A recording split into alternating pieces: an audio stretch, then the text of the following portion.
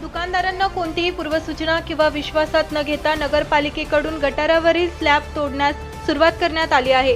यामुळे अनेक इमारतींसमोरील ये-जा करण्याचा मार्ग बंद होण्याची शक्यता निर्माण झाली असून व्यापारी व स्थानिक नागरिक आक्रमक झाले। नागरिकांनी तातडीने तोडलेले स्लॅब नव्याने बसवण्याची मागणी केली। दरम्यान काँग्रेसचे नगरसेवक तथा गटनेते साजिद सरगुरो यांनी घटनास्थळी धाव घेत संबंधित अधिकाऱ्यांना जाब विचारला। नागरिकांचा वाढता विरोध पाहता नगरपालिकेला स्लॅब तोडण्याचे काम तात्पुरते थांबवावे लागले। हे आपले परिवार अपार्टमेंट आहे आणि ह्या अपार्टमेंट मध्ये 14 फ्लॅट आहेत आणि 10 गाळेधारक आहेत।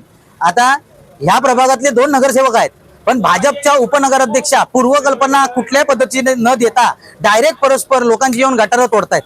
मूळ मुद्दा असा आहे, हे गटार नगरपालिकेचे एक्वायजिशनच नाही आहे अद्यापही, तरी सुद्धा अशा पद्धतीची कारवाई करून लोकांची गैरसोय केली जाते, लोकांना वेटेज दिला जातो नागरिकांना, आणि हे आम्ही कदापि खपवून घेणार नाही। आम्ही आजच्या डेटला हे सगळं आम्ही काम थांबवलंय आणि त्यांना सांगितलं जसं होतं तसं ऍज आम्हाला बनवून द्यायचं।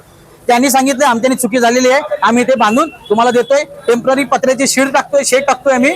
पत्र्याची शीट टाकल्यानंतर 2 दिवसात आम्ही एस्टिमेट तयार करून गटाराचं काम करून देतोय। हे जर काम न झाल्यास गोलकोरडचे सरळ सगळे नागरिक तुमच्या कॅबिन मध्ये येणार आणि आम्ही पण बघतो तुम्ही उत्तरे कशी नाही देत। आम्ही उपनगराध्यक्षाला इथं बोलल्यानंतर एकही आम्हाला असं नाही सांगितलं की नागरिकांचं समाधानकारक होय आणि आम्ही येतोय म्हणून, असं कुठलाच आम्हाला उत्तर दिलं नाही। आणि त्यांनी सांगितलं की मी काय बोललेलो नाही, तिचं काय झालंय। मग हे काम कुणाच्या आधारे झालंय, कुणाच्या बोलण्याने झालंय, हे आम्हाला स्पष्टीकरण नगरपालिकेने द्यायचं, नाहीतर नागरिकाची गैरसोय होते। त्या अनुषंगाने आम्ही कायदेशीर गुन्हा दाखल करणार।